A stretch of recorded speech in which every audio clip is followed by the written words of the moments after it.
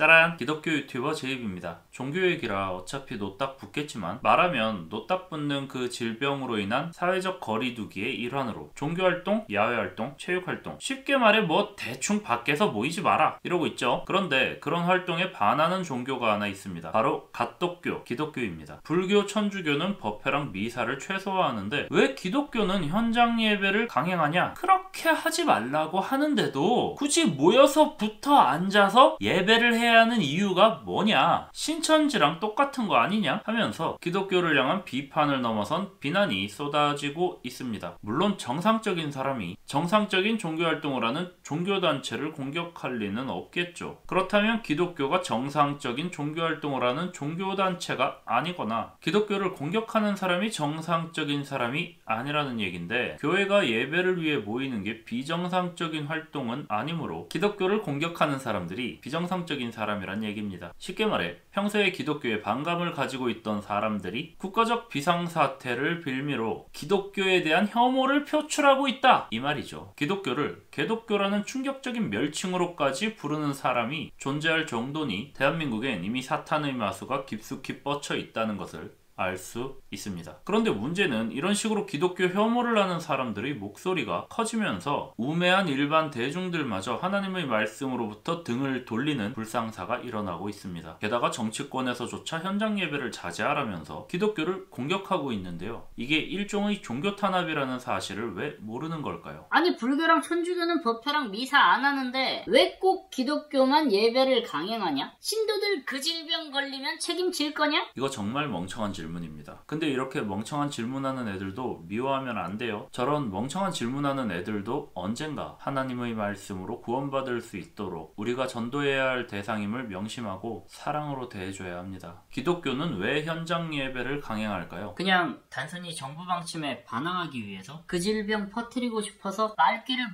알아들어서? 그게 아니죠. 첫째로 현장 예배를 해야만 하기 때문이고, 둘째로 자가격리할 필요가 없기 때문입니다. 그럼 당연히 자가격리하지 말고 현장 예배하러 가야겠죠. 이걸 가지고 태클 거는 건 기독교에 대한 무지와 모리애를 드러내는 겁니다. 첫째, 현장 예배를 해야만 하는 이유. 요즘 교회들 음향 촬영 장비 좋아요. 인터넷 방송 작은 캠 핸드폰으로도 하는 시대에 자체적으로 사진부, 영상부 다 갖춘 교회들이 온라인 예배 안 하고 하지 말라는데도 굳이 현장 예배를 하는 데는 이유가 있는 거죠. 현장 예배를 안 하고 온라인으로 예배를 드릴 경우에 신앙심이 안 생깁니다. 뭔 소리냐? 성경으로 하나님 말씀 전하는데 온 오프라인이 무슨 상관이냐?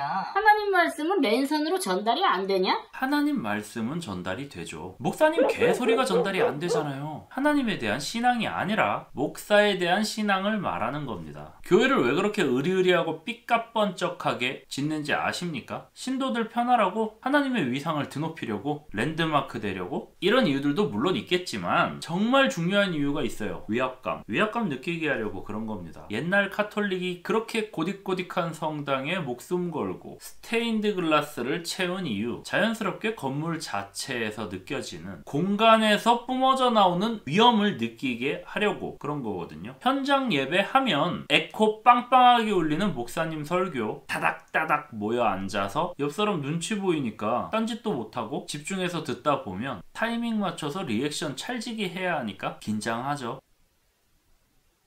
아멘.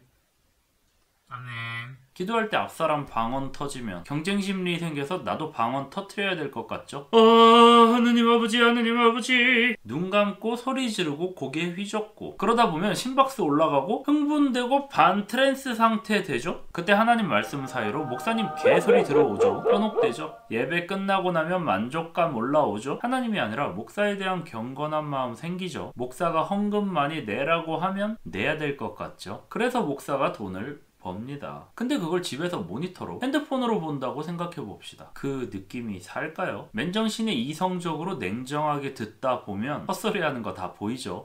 우리 목사님 원래 이런 소리 했나?